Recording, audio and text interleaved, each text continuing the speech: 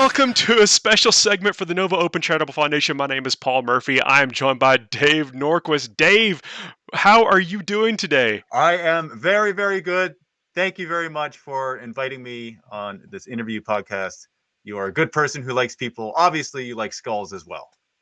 Our interdimensionary correspondent here. Thank you for joining us, man. Look, I'm so happy to have you part of this, and always looking for an opportunity to speak with you.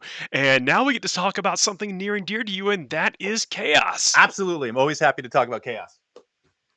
So, look, people can go and follow along with what we're talking about right now. We're going to be talking a lot about the Crimson Hunter Army that's up in the Nova Open Charitable Foundation raffles right now, which is it's a collaborative event, a cooperative event between lots of painters, lots of contributors, and you're one of those. I am, yes. I'm lucky enough to be one of the one of the people that have contributed to this army. And there's 12 very talented people that have done it. And Jawa Ball is the spearheading it up. And so it's very exciting.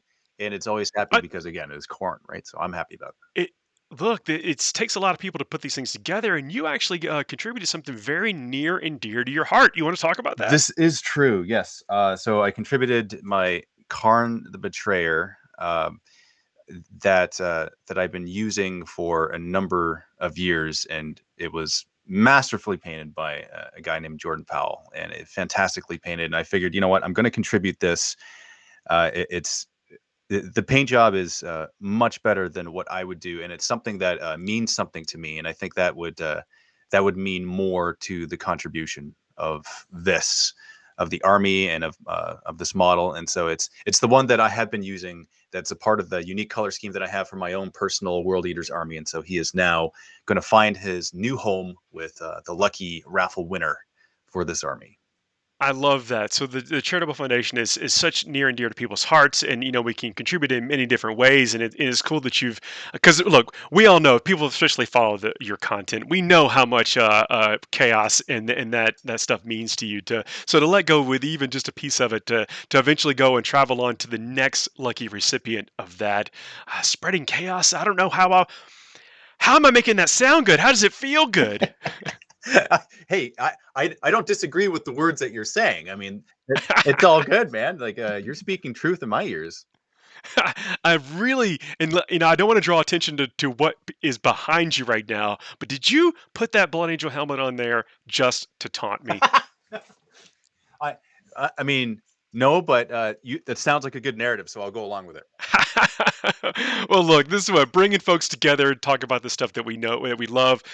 This is another thing that the community can do, and it's cool to see all the community come together for this project. Now, this project is not painted in your traditional corn scheme, I don't think, really. So tell me a little bit about that, because I know you had a big hand in at least that part, maybe the narrative. Well, I had a hand in the narrative for sure because I made the narrative backstory for the army itself. In terms of the color scheme, I mean that was really a collaborative effort by the artists who uh, worked very well together, and I was part of the email chain and the communications back and forth. So there was a lot of synchronization of that, and so it was wonderful to watch them do that and to figure all that out. And again, props to Java Balls for spearheading it and to lead the whole thing and to get everything moving. So super cool to be a part of it.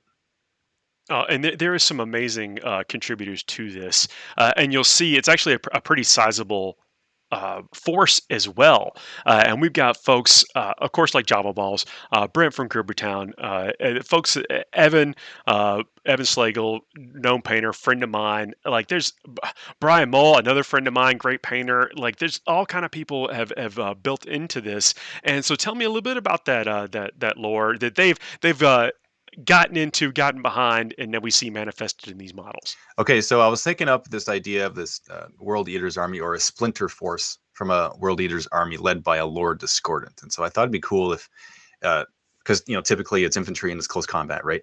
And so I thought it'd be cool if there was like demon engines, heavy, and then also in addition to that there was the infantry, of course, because you can't really have a corn army without the infantry. And so Gorak Crimson Hunter is the name of the Lord Discordant HQ of the army, and he was once a feared Chaos Space Marine Lord Discordant, and he was vying for Corrin's ascension, and he had a reputation for sowing seeds of disruption in vulnerable machine spirits. So he kind of took advantage of that, and he's like, okay, this is kind of a weaker spirit, so I'm going to go in there and bully it into submission.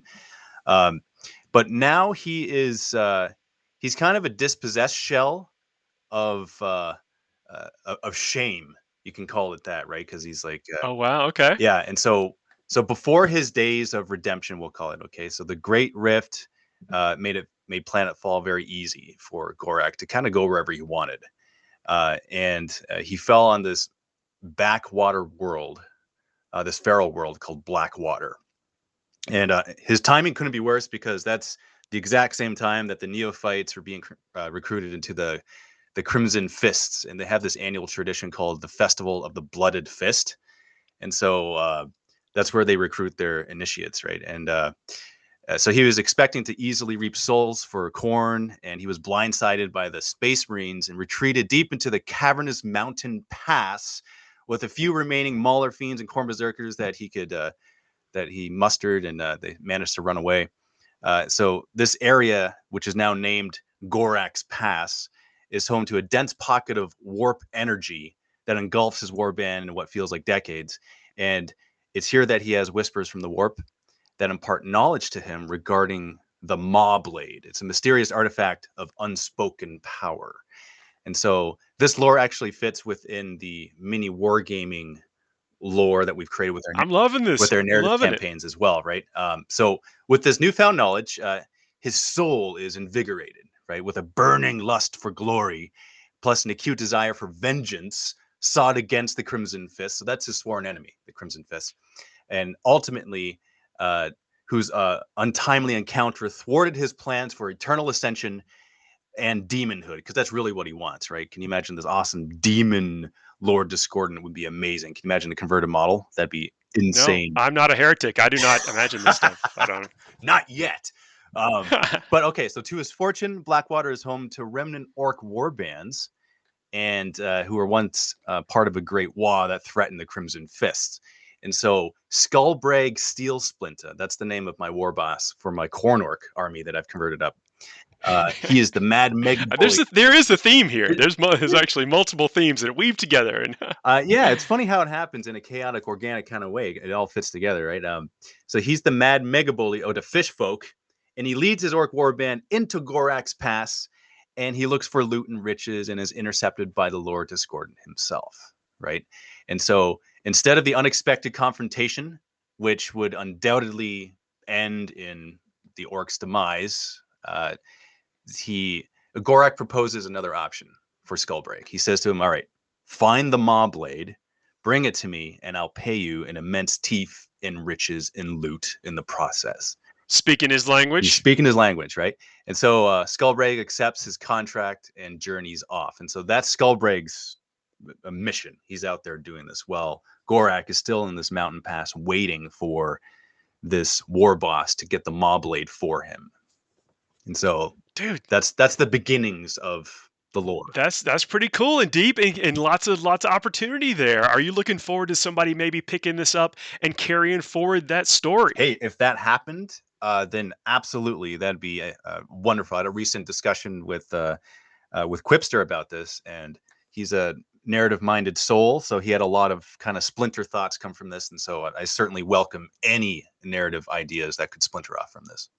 Oh, that's awesome. What was it like seeing all these miniatures come to life? I mean, so some of these, obviously, you've got some thoughts on the characters. They lived in your head a little bit, and now they're on the table. They're waiting to be moved around and played and interact with other models, That's other characters. that's a story in and of itself, man. Like that was a pretty cool.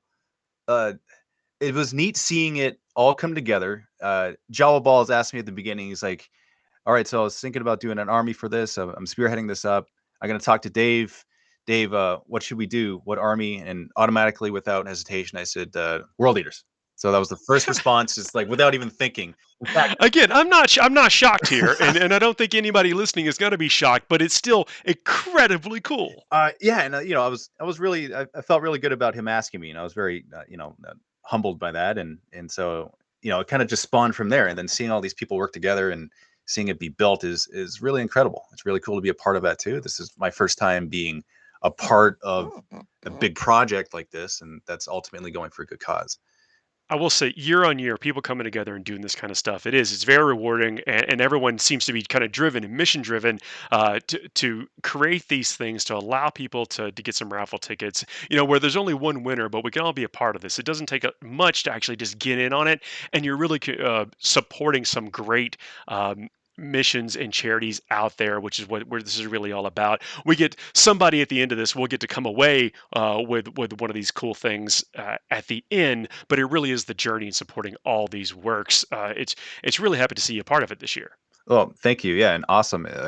Again, like it's, I'd love to be a part of it again if the opportunity affords itself. And it'd be cool to see whoever wins, whoever ends up winning the army, uh, seeing it manifested on the tabletop with pictures and tags and social media posts, and see what it does, what battles. It'd be cool if it was part of a crusade campaign too, and kind of see the journey there and see the continuation of the story. Man, that's awesome. Well, we're going towards as we get into the half of this raffle period for the summer raffles. We're actually going to do a 3 hour live stream that coincides with the very end of this. We might even announce some winners in there. Maybe this would be one of the things we can do. That's going to be very exciting. Maybe if you're all right, I can check in with you again in between now and then, or maybe even the day of. Not to 100%, put you on man. the spot, but 100%. Yes. love to talk to you again about this, and especially as get people excited for these things because it truly is magnificent. Agreed. 100% agreed. But Dave, man, thanks for taking the time and have a great rest of your day. Always a pleasure, man. Thank you.